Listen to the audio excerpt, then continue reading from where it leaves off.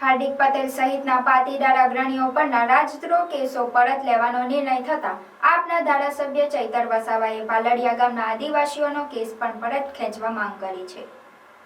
પાટીદાર અનામત આંદોલન દરમિયાન હાર્દિક પટેલ સહિત અનેક આગેવાનો પર રાજદ્રોહ સહિતના કેસો કરવામાં આવ્યા હતા, પરંતુ સરકાર દ્વારા હાર્દિક પટેલ સહિત અનેક આગેવાનો વિરુદ્ધના અનેક કેસોને પરત કરવાનો નિર્ણય લેવામાં આવ્યો છે. ત્યારે આ મુદ્દા પર આમ આદમી પાર્ટીના ડેડિયાપાડાના ધારાસભ્ય ચૈતર વસાવાએ મીડિયા સમક્ષ પોતાની પ્રતિક્રિયા આપતા જણાવ્યું હતું કે હાર્દિક પટેલ ભાજપમાં જોડાયા અને બાદમાં એમના સહિતના અન્ય આગેવાનોના તમામ કોર્ટોમાંથી દેશદ્રોહ સહિતના તમામ કેસો સરકારે પરત કરવાનો સરકારે જે નિર્ણય કર્યો છે, અહીંયા સવાલ હાર્દિક પટેલનો નથી, પરંતુ સવાલ ગુજરાતની કાનૂન વ્યવસ્થાનો છે. વધુમાં ધારાસભ્ય ચૈતર વસાવાએ જણાવ્યું હતું કે ત્યારે અમે સરકાર સમક્ષ માંગણી કરીએ છીએ કે હાલમાં અંબાજી નજીક પાડલિયા ગામમાં જે આદિવાસી લોકો પર ખોટો કેસ કરવામાં આવ્યો છે એ કેસ પરત લેવામાં આવે.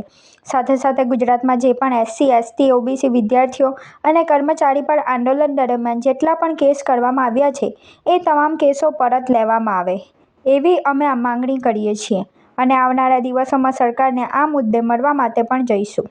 હાર્દિક પટેલ ભાજપમાં જોડાયા અને બાદમાં એમના સહિતના આગેવાનોના તમામ કોર્ટોમાંથી દેશદ્રોહ સહિતના બધા જ પ્રકારના કેસો પરત ખેંચવાનો સરકારે નિર્ણય કર્યો છે. ત્યારે સવાલ હાર્દિક પટેલનો નથી, સવાલ એ ગુજરાતની કાનૂની વ્યવસ્થાનો છે.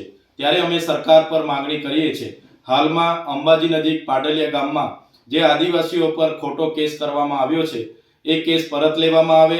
સાથે સાથે ગુજરાતમાં જે પણ SC, ST, OBC વિદ્યાર્થીઓ અને કર્મચારીઓ પર આંદોલન દરમિયાન જેટલા પણ કેસો થયા છે એ તમામ કેસો પરત લેવામાં આવે એવી અમે માંગણી કરીએ છીએ અને આવનારા દિવસોમાં અમે સરકારશ્રીને આ બાબતને લઈને મળવા પણ જવાના છીએ.